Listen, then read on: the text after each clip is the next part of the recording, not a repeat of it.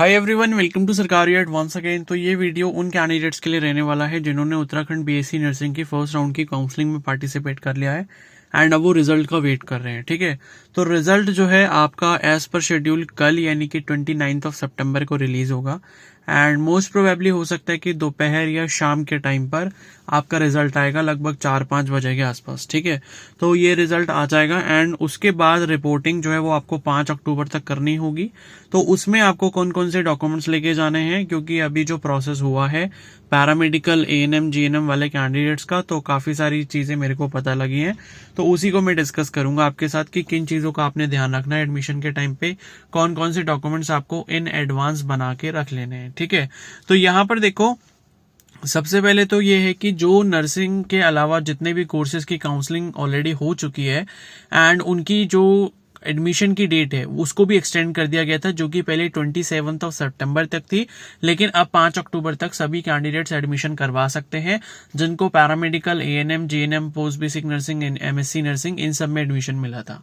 ठीक है, और यहाँ पर जो है बाकी बीएससी नर्सिंग का जब रिजल्ट आएगा तो उनके लिए भी रिपोर्टिंग लास्ट डेट जो है वो 5 अक्टूबर ही रहने वाली है। अब यहाँ पर हम बात करेंगे कि डॉक्यूमेंट्स की। ठीक है, तो डॉक्यूमेंट्स जो है वो आपको कौन कौन से तैयार रखने हैं, क्योंकि कुछ बच्चे जैसे मेडिकल बना के ले जा रहे हैं तो उनको मेडिकल भी एक्सेप्ट नहीं कर रहे, वो कह रहे हैं कि आप यहीं से अपना मेडिकल बनाओ। ठीक है, तो ये सारी चीजें जो आपको ध्यान रखनी है वो हम लोग यहाँ पर डिस्कस करना चाहेंगे। तो देखो, सबसे पहला तो ये है कि आपकी 10th और 12th की जो डॉक्यूमेंट्स है, यानी कि 10th-12th की मार्कशीट हो गई और 10th-12th का पासिंग सर्टिफिकेट हो गया। अब कुछ बोर्ड्स में ये चीज अलग अलग होती हैं और कुछ बोर्ड में सेम होता है। जैसे उत्तराखंड बोर्ड का केस अलग हो सकता है, सीबीएसई का अलग हो सकता है, आईसीएसई का अलग हो सकता है। ठीक है, या कोई और अदर बोर्ड है तो उसका केस अलग हो सकता है। तो 10th की मार्कशीट और 12th की मार्कशीट आपके पास होनी चाहिए, 10th का पासिंग सर्टिफिकेट और 12th का पासिंग सर्टिफिकेट होना चाहिए। अगर आपके बोर्ड में अगर ये सिंगल डॉक्यूमेंट है दोनों, ठीक है, मतलब मार्कशीट भी वही है जो आपका पासिंग सर्टिफिकेट है या पासिंग सर्टिफिकेट भी वही है जो मार्कशीट है, तो ये पता कैसे करें? अगर आपकी मार्कशीट के ऊपर लिखा हुआ है मार्कशीट कम पासिंग सर्टिफिकेट, इस तरीके की लाइन अगर कहीं पर भी लिखी है, इसका मतलब है मार्कशीट भी वही है और पासिंग सर्टिफिकेट भी वही है। अगर ऐसा नहीं लिखा तो मार्कशीट अलग होगी और पासिंग सर्टिफिकेट अलग होगा। ठीक है, तो 10th और 12th के ये डॉक्यूमेंट्स आपको अरेंज करने हैं। उसके अलावा स्कूल का जो माइग्रेशन सर्टिफिकेट होता है 12th क्लास का, ठीक है, तो 12th क्लास के बाद जब आप स्कूल पास आउट करते हो तो आपको स्कूल से माइग्रेशन मिलता है, वो आपके पास होना चाहिए।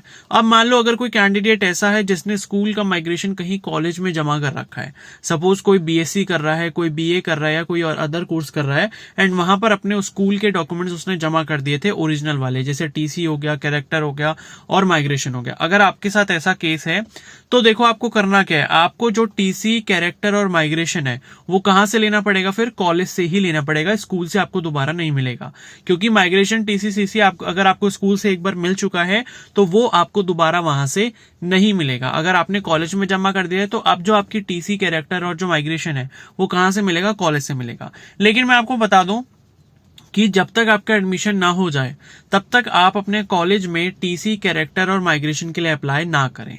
ठीक है, क्योंकि देखो क्या है, एडमिशन के टाइम पे ये डॉक्यूमेंट्स जरूरी नहीं होते, टीसी कैरेक्टर और माइग्रेशन। ठीक है, अगर आप कहीं कॉलेज में स्टडी कर रहे हो तो आप अभी जो है टीसी कैरेक्टर और माइग्रेशन बिल्कुल भी ना लें। जो बच्चे स्कूल से पास आउट हैं, स्कूल के बाद उन्होंने कहीं कॉलेज ज्वाइन नहीं करा, वो टीसी कैरेक्टर और माइग्रेशन लेके जा सकते हैं। अब मैं ऐसा क्यों कह रहा हूं? क्योंकि देखो, जब आप डॉक्यूमेंट वेरिफिकेशन के लिए जा रहे हो, मान लो ऐसा कुछ चांस हो जाता है कि आपके डॉक्यूमेंट में कुछ गड़बड़ी निकल जाती है एंड वो कहते हैं कि इस रीजन की वजह से आपको एडमिशन नहीं मिलेगा, और आपने क्या किया, आपने कॉलेज से भी जहां आप बीएससी वगैरह कर रहे थे आपने वहां से टीसी माइग्रेशन और कैरेक्टर ये निकाल लिया। अब क्या होगा, यहां भी एडमिशन नहीं मिला और पता चला वहां का भी एडमिशन कैंसिल करवा दिया, तो आपके दो नुकसान होंगे यहाँ पे। ठीक है, तो इससे अच्छा ये है कि अगर आप कॉलेज में एडमिशन ले चुके हैं, कहीं पर BSc second year third year ये सब चल रहा है आपका, तो आप कॉलेज से जल्दबाजी ना करें टीसी कैरेक्टर और माइग्रेशन लेने की, उसके बिना भी आपका एडमिशन हो जाएगा। और एडमिशन होने के बाद आपको कम से कम 15 दिन का टाइम दे दिया जाता है ये तीनों डॉक्यूमेंट जमा करने के लिए। तो जब आपका एडमिशन वहां पर कंफर्म हो जाएगा, सारे डॉक्यूमेंट सही से वेरीफाई हो जाएंगे, तब आप अपने कॉलेज से टीसी कैरेक्टर और माइग्रेशन लेकर आ सकते हैं। तो इस चीज का आप अच्छे से ध्यान रखें। और एक और चीज आपको यहाँ बताना चाहूंगा कि अगर कोई कोई कैंडिडेट ऐसा है जिसने कॉलेज में एडमिशन ले लिया है और माइग्रेशन सपोज उसके पास ओरिजिनल स्कूल वाला भी है, कॉलेज वालों ने जमा नहीं करा था, तो आप ऐसा ना सोचे कि टीसी और कैरेक्टर में कॉलेज वाला दे दूंगा और जो माइग्रेशन है वो स्कूल वाले दे दूंगा। टीसी, कैरेक्टर और माइग्रेशन ये एक ही इंस्टीट्यूट के होने चाहिए, तीनों से जो डॉक्यूमेंट है। अगर आप स्कूल के दे रहे हैं तो स्कूल के ही तीनों डॉक्यूमेंट देंगे, अगर आप कॉलेज के दे रहे हैं तो कॉलेज के ही तीनों आप डॉक्यूमेंट देंगे। ठीक है, ऐसा नहीं होता कि टीसी और कैरेक्टर आपने कॉलेज का दे दिया और माइग्रेशन आप स्कूल का लेके जा रहे हैं, फिर वो आपको घर वापस भेज देंगे और बोलेंगे कि तीनों एक ही जगह के लेकर आओ। ठीक है, तो ये भी आपको थोड़ा सा ध्यान रखना है। तो ये आपके इंपॉर्टेंट डॉक्यूमेंट्स हो गए। उसके अलावा आपका ओरिजिनल डोमिसाइल सर्टिफिकेट यानी कि स्थायी निवास प्रमाण पत्र होना चाहिए। उसके अलावा अगर जनरल के अलावा आपकी कोई कैटेगरी और है जिससे आपने फॉर्म फिल करा था, जैसे ईडब्ल्यूएस हो गया, ओबीसी हो गया, डीपीडब्ल्यू हो गया, ठीक है, या और कोई कोटा हो गया, फ्रीडम फाइटर का कोटा हो गया, या जो है एक्स सर्विसमैन का कोटा हो गया, ठीक है, या फिर आपका एससी कैटेगरी, एसटी कैटेगरी, तो जिस कैटेगरी या कोटा से आपने फॉर्म फिल करा था उस कैटेगरी या कोटा का आपके पास सर्टिफिकेट होना चाहिए ओरिजिनल। ठीक है, तो ये आपके डॉक्यूमेंट्स हो गए। और इसके अलावा आधार कार्ड आपके पास ओरिजिनल होना चाहिए, और आधार कार्ड में जो आपका नाम है, आपका फादर नेम है और आपकी डेट ऑफ बर्थ है, ये 10th की मार्कशीट से एग्जैक्टली मैच करना चाहिए। और जो आपका आधार कार्ड है उसमें फोटो भी अपडेटेड होना चाहिए। ऐसा नहीं है कि अब आप जो है 18-19 साल के या 20 साल के हो चुके हैं लेकिन आपका फोटो 4 साल वाला लगा हुआ है, ऐसा बिल्कुल भी नहीं होना चाहिए। ठीक है, क्योंकि आप खुद ही सोचो जब आप 20-22 साल के हो गए हो एंड आपका 5 या 6 साल का फोटो लगा है तो कोई आपको कैसे पहचानेगा। तो अगर आपका फोटो में कुछ ऐसा प्रॉब्लम है तो उसको जल्दी से जल्दी अपडेट करवा लें, 24 घंटे के अंदर वो अपडेट हो जाता है। ठीक है, तो ये आपके इंपॉर्टेंट सारे डॉक्यूमेंट्स हो गए, है ना। और इसके अलावा आप क्या डॉक्यूमेंट लगेंगे, एक आपको जो बनाना है वो बनाना है गैप सर्टिफिकेट। तो गैप सर्टिफिकेट जो है वो आप तहसील से बना सकते हो या कहीं ऐसी जगह से बना सकते हो जो कोई स्टैम्प पेपर वर्क करता है, यानी कि स्टैम्प पेपर खरीदने और बेचने का अगर कोई काम करता है, कोई स्टैम्प पेपर बनाता है या एफिडेविट वगैरह बनाता है, या तहसील में जाकर भी आप इसे बना सकते हो। तो गैप सर्टिफिकेट बनाने के लिए मात्र 100 रुपए आपको लगते हैं, 10 रुपए के स्टैम्प पेपर पे गैप सर्टिफिकेट बनता है। अब गैप सर्टिफिकेट उन कैंडिडेट्स को देना होता है जिन्होंने 1 साल से ज्यादा हो, मतलब टाइम हो चुका है और उन्होंने कहीं पर भी कोई कॉलेज या इंस्टीट्यूट ज्वाइन नहीं करा। जैसे मान लो 12th आपने 2023 में पास आउट करी, उसके बाद कहीं कॉलेज वगैरह आपने ज्वाइन नहीं करा, तो आपका 1 साल का गैप हो गया। ठीक है, या मान लो 12th के बाद अगर आपने बीएससी ज्वाइन कर लिया तो आपको गैप बनाने की जरूरत नहीं है, गैप सर्टिफिकेट फिर आपको नहीं चाहिए, क्योंकि आप टीसी, कैरेक्टर और जो आपका माइग्रेशन है वो आपका कौन सा वाला दोगे, कॉलेज वाला दोगे। ठीक है, तो कहने का मतलब यहां पर यह है कि टीसी, कैरेक्टर और माइग्रेशन जहां का भी आप दे रहे हो उस कॉलेज को या उस स्कूल को छोड़े हुए कम से कम 1 साल हो चुका है या उससे ज्यादा का टाइम हो चुका है, तो उस केस में आपको जो है गैप सर्टिफिकेट बनाना होता है। ठीक है, मान लो किसी ने 2022 में अपना कॉलेज या स्कूल कंप्लीट कर लिया और उसके बाद उसने कहीं पर कोई भी इंस्टीट्यूट ज्वाइन नहीं करा, तो उसे 2 साल का सर्टिफिकेट बनाना होगा, गैप सर्टिफिकेट। ठीक है, तो एक डॉक्यूमेंट आप ये वाला जरूर बना लोगे। तो ये आपके सारे डॉक्यूमेंट हो गए। अब मेडिकल फिटनेस सर्टिफिकेट के लिए देखो, कुछ जगह पर मैंने ऐसे सुनने में आया है कि बच्चे एडमिशन लेने गए थे, जैसे जीएनएम वगैरह के केस में। जैसे हरिद्वार की मैं बात बताऊं तो हरिद्वार में जो जीएनएम का कोर्स है, रोशनाबाद वाला जो कॉलेज है, तो वहां पर क्या हुआ कि बाहर से जो बच्चे मेडिकल फिटनेस सर्टिफिकेट बना के ले गए थे उनका वहां पर वो एक्सेप्ट नहीं किया गया और उन्हें ये बोला गया कि आप जो मेडिकल है वो यहीं से बनाएंगे, हमारे हॉस्पिटल से। तो मैं आप सभी से देखो यही रिक्वेस्ट करूंगा कि एडवांस में बनाना है तो बना लो, और नहीं बनाना तब भी उससे कोई दिक्कत नहीं है। ठीक है, क्योंकि देखो एडवांस में बनाने में यही प्रॉब्लम है कि अगर मान लो वो एक्सेप्ट नहीं करते तो आपका टाइम और पैसे दोनों खराब है, क्योंकि मेडिकल फिटनेस सर्टिफिकेट बनाने के लिए आप किसी भी हॉस्पिटल में जाओगे तो 2 से 4 घंटे का समय लग जाता है। ठीक है, क्योंकि वो बोलते हैं कि ये टेस्ट कराओ, वो टेस्ट कराओ, और फिर उसके बाद जो है 150-200 रुपए आपको फीस भी जमा करनी होती है मेडिकल फिटनेस सर्टिफिकेट की। और उसके बाद भी आप कॉलेज एडमिशन के लिए जब जा रहे हो वहां पर आपको कॉलेज वाले मना कर देते हैं कि ये नहीं चलेगा, तो वो बेकार है। तो मेरे हिसाब से यही अच्छा रहेगा कि आप मेडिकल फिटनेस सर्टिफिकेट ना बनाकर ले जाएं, और जहां पर आप जाएं, क्योंकि क्या हो रहा है कि कॉलेज वाले अपनी तरफ से फॉर्मेट दे रहे हैं, तो वो बोल रहे हैं कि इस फॉर्मेट पे आपको बनाना है। तो आप क्या करें, जहां पर भी एडमिशन के लिए जाएं, सबसे पहले तो यह है कि सुबह 9:30 बजे तक आप उस कॉलेज में पहुंच जाएं, क्योंकि पूरा दिन जो है एडमिशन में लग जाता है सारा प्रोसेस कंप्लीट करने में। ऐसा ना हो कि आप 3 बजे पहुंच रहे हैं और फिर आप ये सोचें कि 2 घंटे में मेरा एडमिशन हो जाएगा और मैं 5 बजे तक फ्री हो जाऊंगा। आप जिस दिन भी एडमिशन के लिए जाएंगे, अपना मतलब कॉल लेटर आने के बाद, अलॉटमेंट लेटर आने के बाद, उस दिन आप कोशिश ये करें कि आपको कॉलेज सुबह 9:30 बजे तक पहुंच पहुंच जाना है, तभी आप शाम के 5 बजे तक सारा प्रोसेस कंप्लीट करके फ्री हो पाएंगे। अदरवाइज अगर आप दोपहर में 2-2:30 बजे 3 बजे जा रहे हो तो डॉक्यूमेंट आपके रख लिए जाएंगे, हो सकता है कि वो वेरीफाई ना हो और उसके बाद आपको अगले दिन भी बुलाया जाएगा। तो इन सब चीजों से बचने के लिए अगर आपको एक ही दिन में पूरा एडमिशन प्रोसेस कंप्लीट करवाना है तो सुबह 9:30 से 10 के बीच में आप जरूर पहुंच जाएं अपने कॉलेज, क्योंकि पूरा दिन का टाइम उसमें लग जाता है। ठीक है, तो मेडिकल फिटनेस सर्टिफिकेट आप ना बना के ले जाएं घर से। ठीक है, कॉलेज वाले अगर फॉर्मेट देते हैं तो हम वहां से बना लें, फॉर्मेट नहीं भी देते हैं तो जो वहां पर आपका हॉस्पिटल होगा कॉलेज के पास या कॉलेज से जो लिंक्ड हॉस्पिटल होगा, आप वहां से अपना मेडिकल फिटनेस सर्टिफिकेट बना सकते हैं। ठीक है, तो आई होप ये बात आपको समझ आ गई होगी। बट फिर भी किसी को लगता है कि नहीं मेरे को पहले से बना के ले जाना है, तो वो अपने अकॉर्डिंग कर सकता है, उसको जैसे करना है। ठीक है, तो मेरी तरफ से एक एडवाइस है कि मान लो अगर वो रिजेक्ट कर रहे हैं या नहीं ले रहे हैं तो आप यही करें कि भाई आप कॉलेज जाकर ही उनसे पता कर लें कि मेडिकल फिटनेस सर्टिफिकेट कहां से बनाना है और उसके अकॉर्डिंग ही आप वहां पर फिटनेस सर्टिफिकेट बना लें। तो ये बात हो गई मेडिकल फिटनेस सर्टिफिकेट की। उसके बाद आता है कि एंटी रैगिंग वाला सर्टिफिकेट।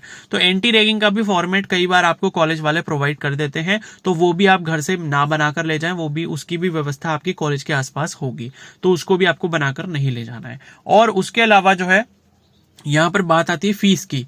फीस जो है वो आपका डिमांड ड्राफ्ट से जमा होता है। तो डिमांड ड्राफ्ट जो है वो कहां से बनता है, बैंक से बनता है। उसको भी आप एडवांस में ना बनाए। क्यों ना बनाए, क्योंकि देखो आपको ये नहीं पता कि जिस कॉलेज में आप बीएससी नर्सिंग के लिए सपोज एडमिशन लेने जा रहे हो उनकी फीस कितनी है। मतलब गवर्नमेंट में देखो वैसे तो फीस पता है कि गवर्नमेंट का फीस स्ट्रक्चर जो वेबसाइट पर अपलोड किया गया है, बट फिर भी थोड़ा बहुत जो है वो ऊपर नीचे हो सकता है।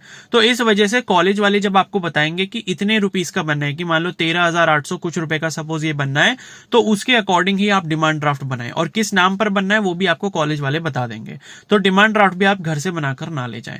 ठीक है, लेकिन आपको एक काम ये जरूर करना है कि जिस बैंक में आप अपने पैसे रखे हो, जिससे आप अपना डिमांड ड्राफ्ट बनाओगे, उस बैंक की चेकबुक आप जरूर ले जाओ। भले ही अपने ले जाओ, अपने पापा की ले जाओ, अपनी मम्मी की ले जाओ, लेकिन वो जो इंसान है वो साथ में जाना चाहिए जिसकी चेकबुक है।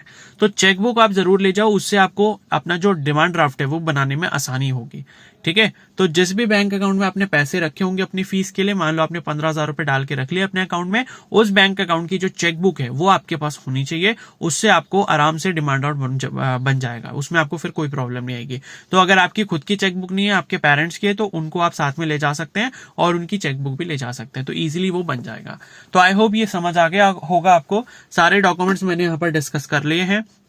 ठीक है, और इसके अलावा अपने 10 से 15 मतलब कम से कम 10 जो हैं वो आपको पासपोर्ट साइज फोटोग्राफ अपने ले जाने हैं। अब ऐसा जरूरी नहीं है कि जो एप्लीकेशन फॉर्म में है फोटो वही वाला लेके जाना है, आप अभी भी अपनी नई फोटो भी खिंचवा सकते हो। तो 10 जो है अपने पासपोर्ट साइज फोटोग्राफ क्लिक करवा लो, 10 करवा लो या 15 करवा लो, आगे वो काम ही आएंगे, वेस्ट तो होंगे नहीं। तो 10 या 15 जो है आप अपने पासपोर्ट साइज फोटो क्लिक करवा के जा सकते हो। तो ये सारे जो है डॉक्यूमेंट्स आपको यहाँ पर चाहिए होंगे। अब इसके अलावा आई डोंट थिंक कि कोई एक्स्ट्रा डॉक्यूमेंट लगेगा, इतने में आपका एडमिशन हो जाएगा। और बाकी जिनका कॉलेज कंप्लीट हो गया है, बीएससी वगैरह कर लिया है, तो वो बीएससी वगैरह की मार्कशीट भी अपने साथ लेकर जाएं। ठीक है, मतलब भले अगर वो नाम मांगे लेकिन फिर भी आपको अपने पास रखनी चाहिए वो। ठीक है, तो 10th के डॉक्यूमेंट्स हो गए, 12th के डॉक्यूमेंट्स हो गए, माइग्रेशन हो गया। अगर आपने कॉलेज से ये सब कराया तो कॉलेज की मार्कशीट्स हो गई, कॉलेज का माइग्रेशन हो गया, कॉलेज की टीसी, कॉलेज का कैरेक्टर। कॉलेज नहीं कराया तो स्कूल का कैरेक्टर और स्कूल का माइग्रेशन। ठीक है, और मान लो देखो आपको आपका अगर कैरेक्टर सर्टिफिकेट जो आपने स्कूल या कॉलेज से प्राप्त किया है, अगर वो 6 महीने से ज्यादा पुराना है तो घबराने की जरूरत नहीं है। ठीक है, अभी अगर आपके पास टाइम नहीं है तो आप वही वाला लेके जा सकते हो, और अगर टाइम हो तो आप अपना कैरेक्टर सर्टिफिकेट एक नया बना ले, वो भी आपका तहसील से बन जाएगा। तहसील से या पुलिस स्टेशन से कहीं से भी आप कैरेक्टर सर्टिफिकेट अपना नया बना सकते हो। ठीक है, या फिर आपका जो स्कूल था या कॉलेज था पुराना वाला, अगर वहां से बन जाए तो दोबारा आप वहां से भी बना सकते हो। तो आई होप ये चीज आपको समझ आ गई होगी। ठीक है, तो ये डॉक्यूमेंट्स हो गए। बाकी डोमिसाइल हो गया, आपका कैटेगरी सर्टिफिकेट हो गया, आधार कार्ड हो गया, फोटोग्राफ्स हो गए। ठीक है, और उसके अलावा आपको मैंने बता दिया गैप सर्टिफिकेट जिनके लिए एप्लीकेबल है, मेडिकल और एंटी रैगिंग बना के ना ले जाएं, और फीस के लिए डिमांड ड्राफ्ट भी वहीं जाकर बनाए। ठीक है, तो ये सारे आपको डॉक्यूमेंट्स यहाँ पर चाहिए होंगे। और अलॉटमेंट लेटर जो है वो तब आएगा जब आपका रिजल्ट यहाँ पर डिक्लेयर हो जाएगा। तो अलॉटमेंट लेटर अगले दिन से डाउनलोड होना चालू हो जाता है। जैसे मान लो कि कल 29 तारीख को रिजल्ट आएगा तो 30 तारीख को आपका अलॉटमेंट लेटर आ जाएगा। तो अलॉटमेंट लेटर का प्रिंट आउट भी आपको लेके जाना होगा, उसके बिना एडमिशन नहीं होगा। ठीक है, तो आई होप ये चीजें आपको समझ आ गई होंगी। अब इस वीडियो को यहीं पर एंड करते हैं, और बाकी पैरामेडिकल वगैरह का जो सेकंड राउंड है वो कब तक होगा वो हम लोग आगे डिस्कस करेंगे, और कट ऑफ भी हम लोग डिस्कस करने वाले हैं, जिससे आपको ये पता लग जाए कि भाई सेकंड राउंड में क्या आपके गवर्नमेंट कॉलेज मिलने के चांसेस हैं या नहीं है। तो अब इस वीडियो को यहीं एंड करते हैं। आई होप ये वीडियो आपके लिए हेल्पफुल रही होगी, और अगर आप चैनल पर नए हो तो जरूर सब्सक्राइब कर लो। बाकी अगर आपका कोई डाउट है तो आप मुझे कमेंट सेक्शन में बता सकते हो, और तब तक के लिए जो है okay, so thank you and have a nice day.